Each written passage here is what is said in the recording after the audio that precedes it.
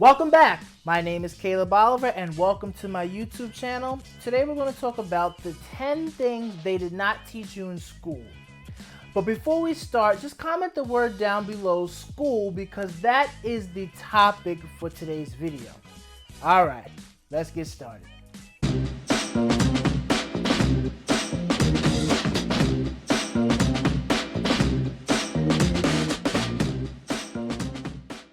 Here we go.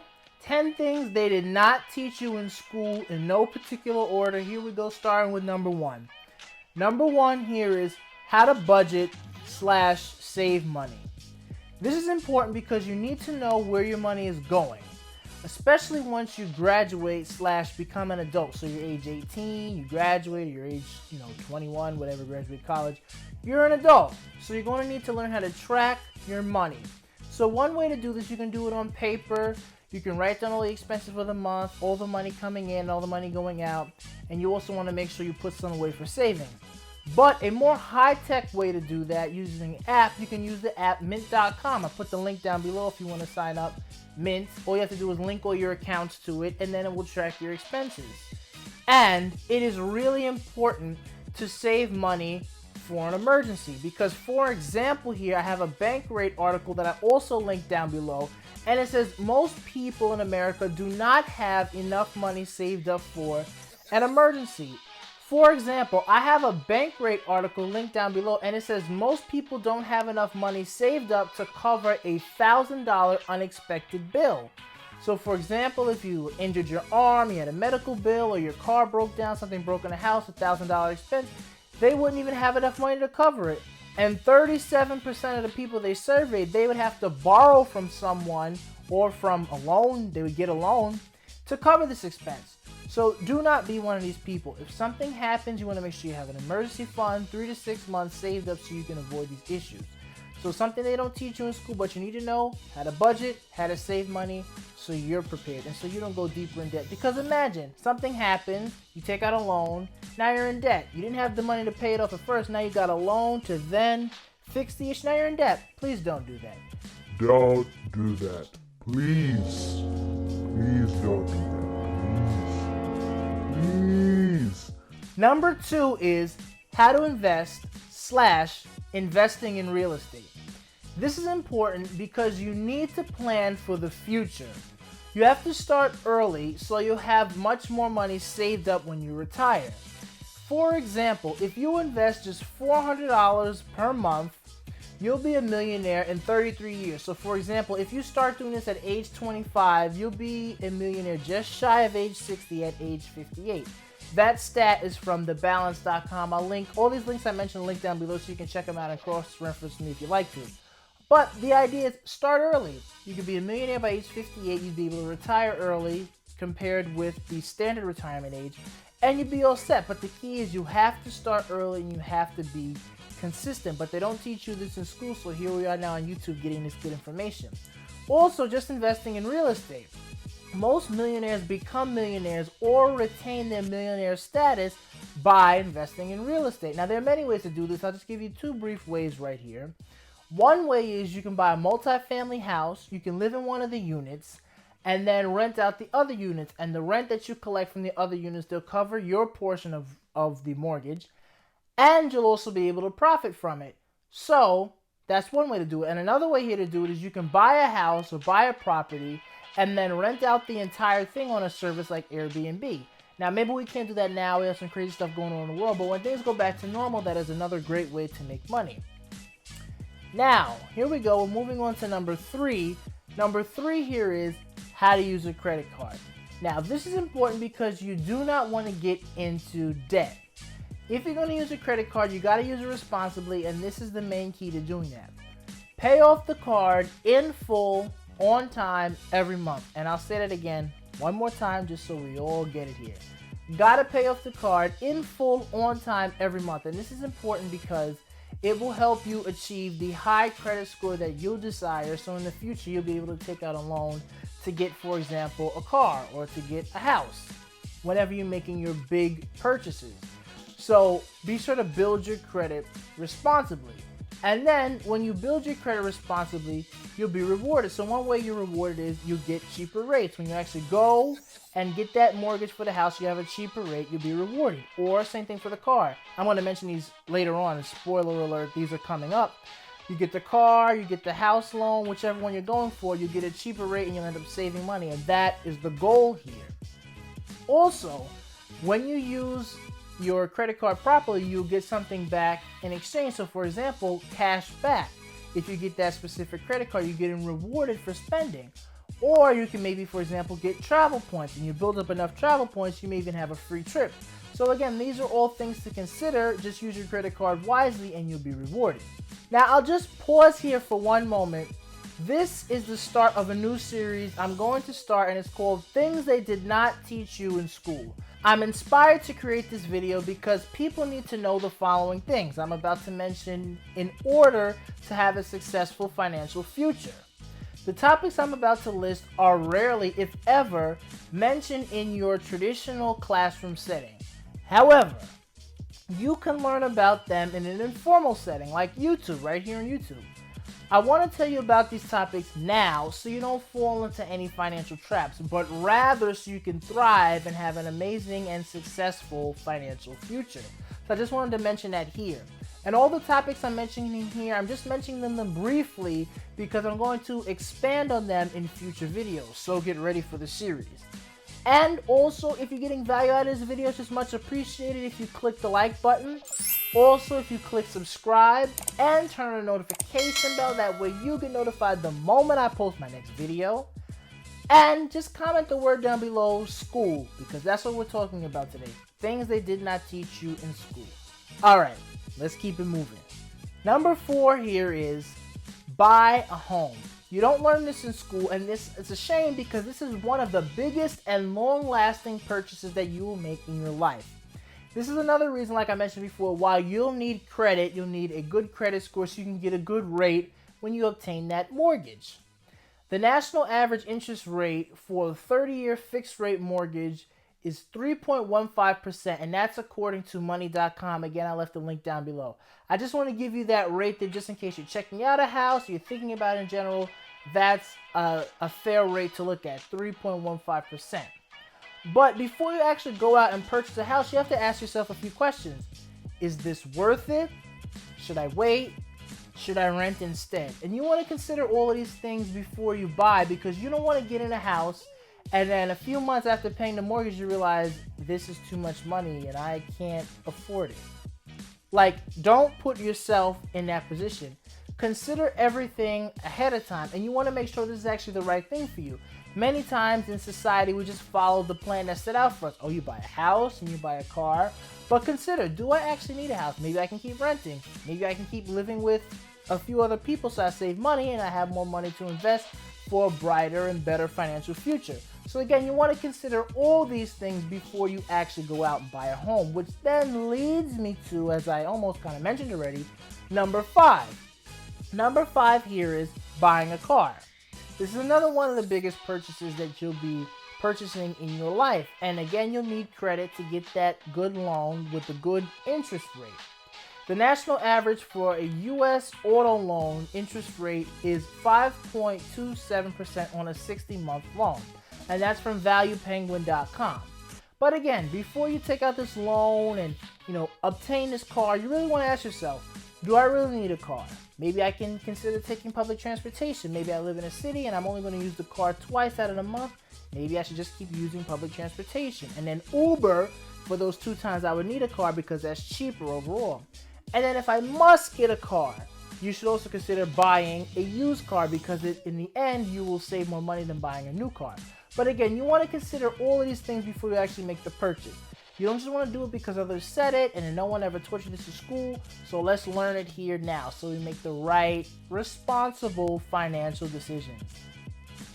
Number 6 here is high yield savings account. So let's teach you a little bit of high yield savings account. It's an online bank and you put your money in so it will gain more interest than a traditional standard brick and mortar bank.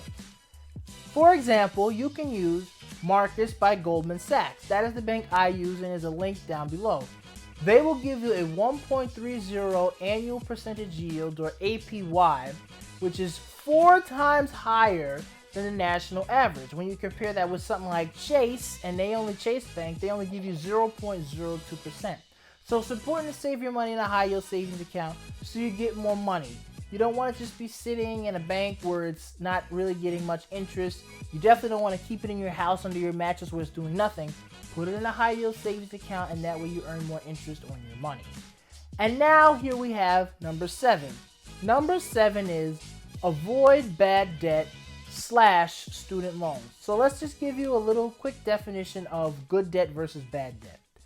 Good debt is low interest debt that helps you increase your income or net worth. That's according to a definition found on nerdwallet.com. AKA, good debt puts more money in your pocket, the keywords here, with a plan. So for example, you plan out a 30-year mortgage so that way you have payments and you know you can afford the payments, and that's what makes it good debt. Or another example is a business loan. If you take out a business loan and you know for sure that in 1 year's time you're going to be profitable, and the loan affords for you to wait at least a year to pay it back, then you have a plan. So that's good debt because you're going to be putting money in your pocket and you know how to pay that loan back. But bad debt, on the other hand, here's the definition is, it is an expensive debt that drags down your financial situation. And examples of this include high or variable interest rates. And again, the key here is you have very little to no plan of paying this debt back. So for example, credit card debt, where you're swiping your card in the stores. And you just, I want to buy this, I want to buy that, I want to buy this, it sounds fancy, I gotta buy it. No, don't do that. It's not a good idea.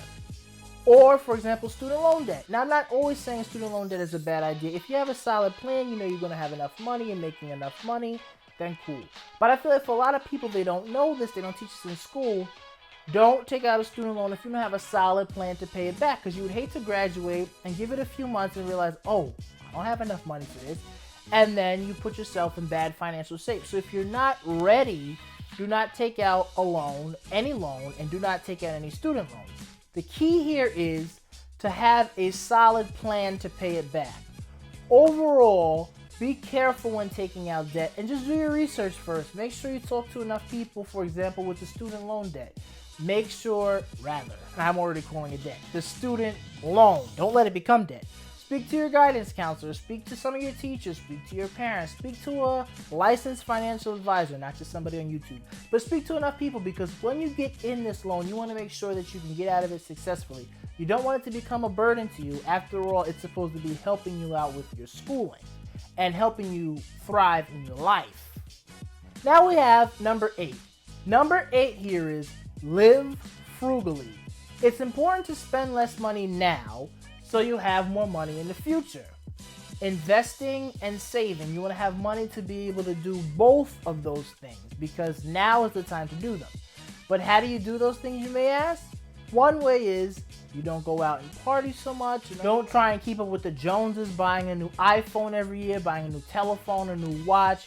Don't do that. You can also try spending less money at the grocery store when you go shopping.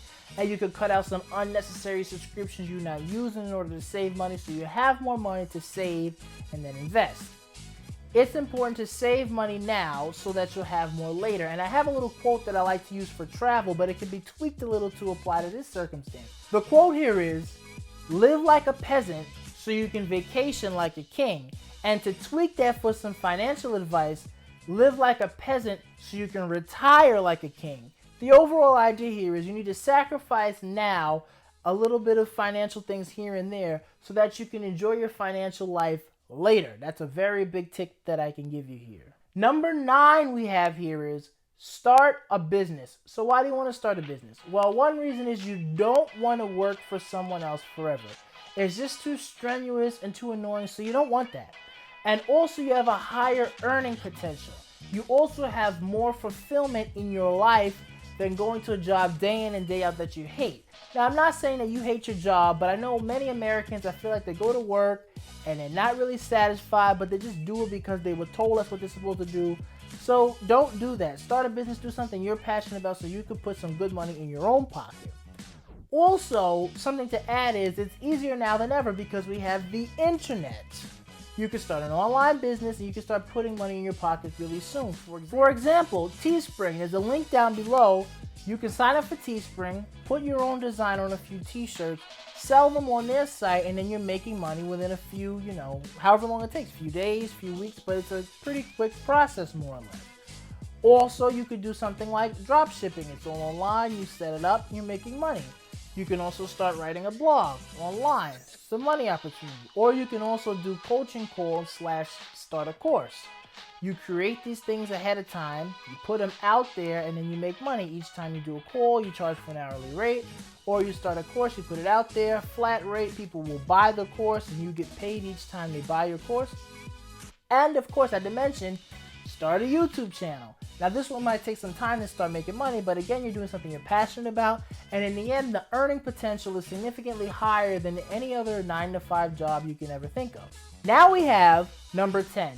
Number 10 here is school can be fun / continued education. Now, most people hate school.